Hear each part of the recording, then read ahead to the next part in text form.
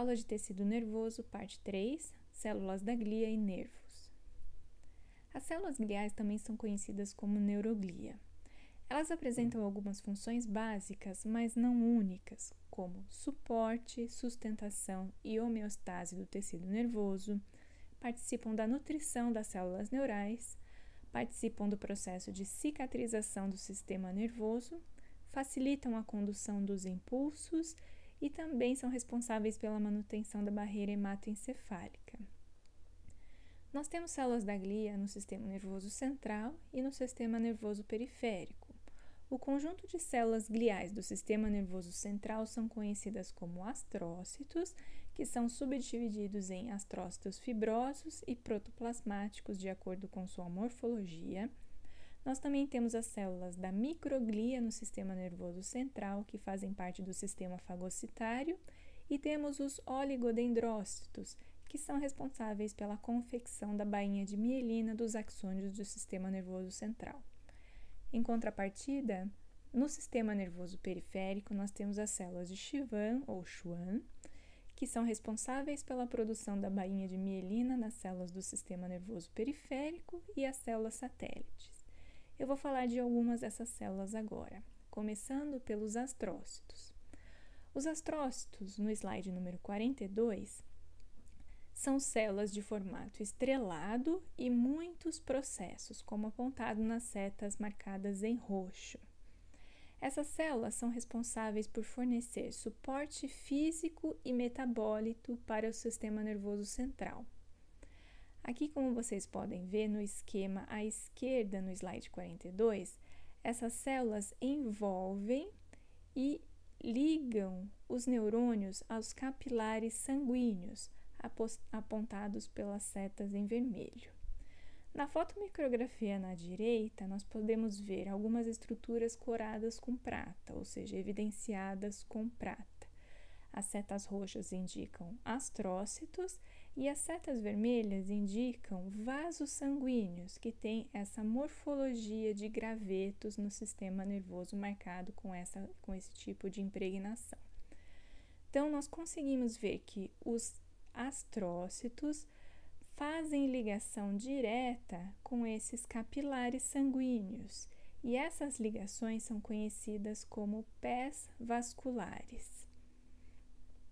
Além disso, os astrócitos também participam da formação da barreira hematoencefálica.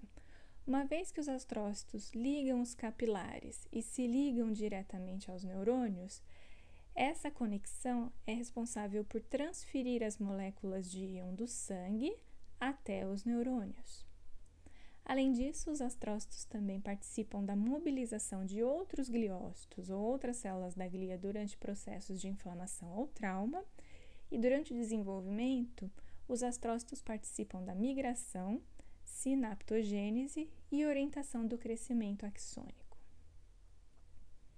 No slide 43, eu explico sobre os astrócitos e como eles são classificados de acordo à sua morfologia. Nós temos dois tipos de morfologia para os astrócitos. Os astrócitos protoplasmáticos, que são células com prolongamentos menores e mais numerosos. Esses astrócitos são encontrados no sistema nervoso central, na substância cinzenta. Em contrapartida, nós temos também os astrócitos fibrosos. Esses astrócitos apresentam prolongamentos mais longos e em menor quantidade. Esses astrócitos se encontram na substância branca do sistema nervoso central. No slide 44, eu tenho duas imagens mostrando os astrócitos protoplasmáticos indicados pelas setas em roxa. Aqui, com esse tipo de evidenciação, nós não conseguimos ver a quantidade de prolongamentos, mas nós sabemos que são muitos prolongamentos curtos. Eles chegam a conferir essa célula até um aspecto de palha de aço ou bombril. E aqui nas setas em vermelho, nós conseguimos ver os vasos sanguíneos e a comunicação que esses astrócitos fazem com o sistema vascular. Já no slide 45, eu apresento uma fotomicrografia dos astrócitos fibrosos. Nós temos alguns astrócitos onde os seus prolongamentos são mais longos porém menor quantidade do que os astrócitos protoplasmáticos. Esses astrócitos fazem contato também com o sistema vascular, como apontado pelas setas em vermelho, que são os nossos pés vasculares conferidos pelos astrócitos fibrosos. No slide 46 é mais uma fotomicrografia com evidenciação metálica mostrando astrócitos, principalmente astrócitos fibrosos com prolongamentos longos e a sua proximidade aos vasos sanguíneos, que são essas estruturas que parecem gravetos. E aqui, bem no centro, nós conseguimos ver a conexão de um astrócito fibroso com um vaso sanguíneo, formando seus pés vasculares, através dos pés vasculares. Uma outra célula importante do sistema nervoso central é a microglia. As células da microglia são derivadas de precursores da medula óssea com a função fagocitária no sistema nervoso central. Essas células são recrutadas durante processos de inflamação e lesão no sistema nervoso central. Elas ciclam entre o estado ativo e inativo. E quando elas são ativadas, elas se tornam macrófagos e começam a exercer a função fagocitária. Durante a sua ativação, elas removem os restos celulares que surgem durante a lesão no sistema nervoso central. Por fim, os oligodendrócitos, importantes células do sistema nervoso central. Essas células são responsáveis por fazer a bainha de mielina nos neurônios do sistema nervoso central. Essa bainha de mielina vai conferir ao axônio um isolamento elétrico para que os neurônios consigam passar a sua informação adiante sem perda. A bainha de mielina nada mais é do que o corpo celular ou prolongamento derivado do corpo celular desse oligodendrócito, envolvendo porções dos axônios aqui marcados em amarelo, fazendo como se fosse uma capa protetora. Os prolongamentos dos oligodendrócitos se enrolam em volta dos axônios e cada oligodendrócito pode mielinizar vários axônios diferentes. Aqui na microscopia eletrônica de varredura na direita do slide 48, conseguimos ver apontados pela seta verde um corpo celular de um oligodendrócito e várias ramificações derivadas dessas células que vão envolver as fibras nervosas mielinizando no sistema nervoso central. Já no sistema nervoso periférico, a célula responsável por produzir a bainha de mielina se chama célula de Schwann ou Schwann. Essas células trabalham de forma um pouco diferente dos oligodendrócitos. Elas, aqui indicada em verde, as células de Schwann estão indicadas em verde no slide 49, elas envolvem os axônios marcados pela coloração amarelada. Cada célula de Schwann pode mielinizar parte de apenas um axônio, porque a sua mielinização é diferenciada. Como que acontece a mielinização por essa célula? A célula de Schwann, aqui marcada em verde, ela abraça o axônio do neurônio e todo o seu corpo celular começa a se enrolar em volta desse axônio, como se fosse um rocambole. E vai fazendo fileiras e fileiras de corpo celular, de citoplasma, em volta desse axônio.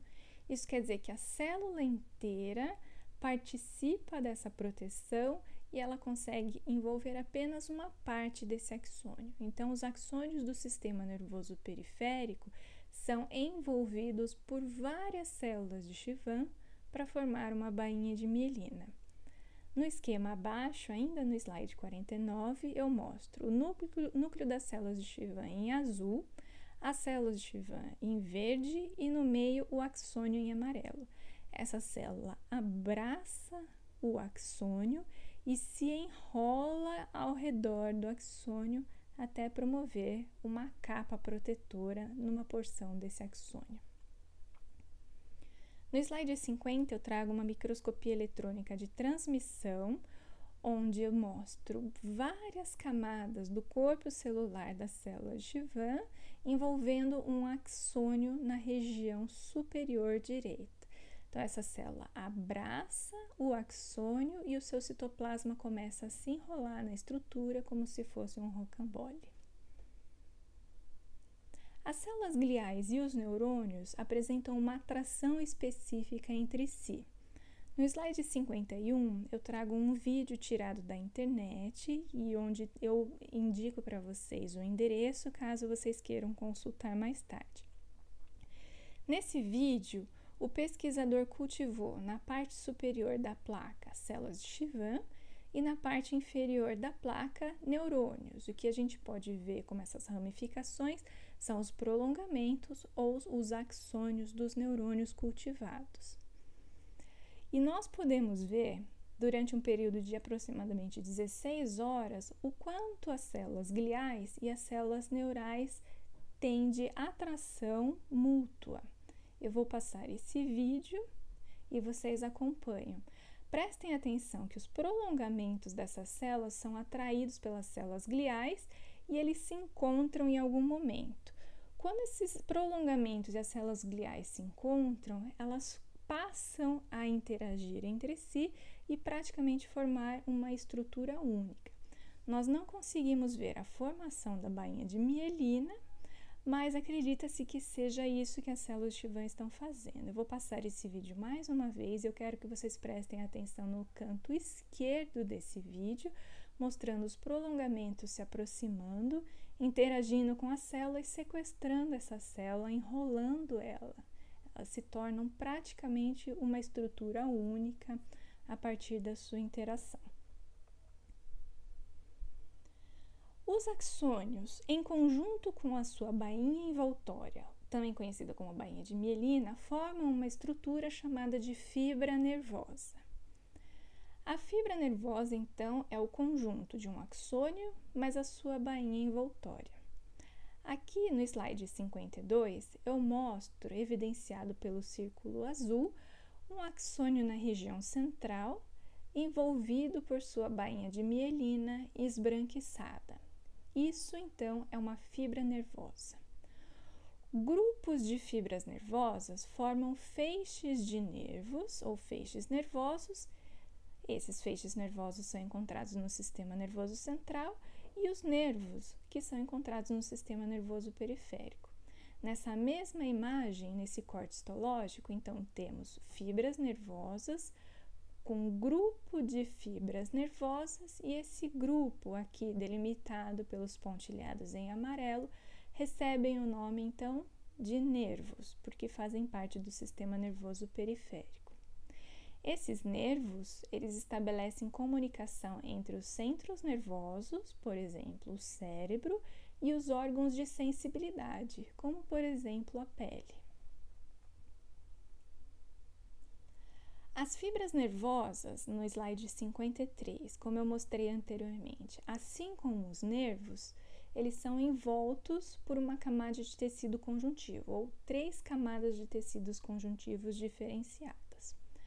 As fibras nervosas propriamente dita, compostas pelo axônio e pela sua bainha de mielina, são envoltas por uma camada de tecido conjuntivo chamada de endoneuro. O endoneuro é composto basicamente por fibras reticulares que são secretadas pelas células da glia. O conjunto dessas fibras nervosas que formam um nervo são envoltos por uma camada de tecido conjuntivo chamada de perineuro. E o conjunto de nervos é envolto por uma terceira camada de tecido conjuntivo denso, denominada de epineuro. No slide número 54, eu mostro essas 3 estruturas distribuídas. Então, envolvendo os feixes nervosos, nós temos o endoneuro, envolvendo as fibras, os nervos, nós temos o perineuro, e envolvendo o conjunto de nervos, nós temos o epineuro, formado de tecido conjuntivo denso.